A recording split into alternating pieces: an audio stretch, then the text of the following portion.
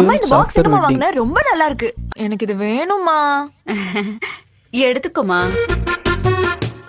அப்பா உங்க மாப்பிள்ளை எப்போ உங்களை பத்தியே கேட்டுட்டே இருப்பாருப்பா. எதுக்குமா? வரதட்சணை மொத்தத்தையும் கொடுத்துட்டல. போப்பா, இவ்ளோ பெரிய வீடு எதுக்குப்பா உனக்கு?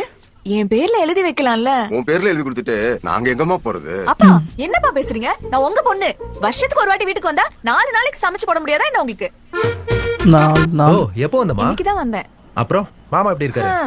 என்னத்த சொல்றது, பாவம். அவருக்கு கையில கட்டிக்க ஒரு வாட்ச் கூட இல்ல.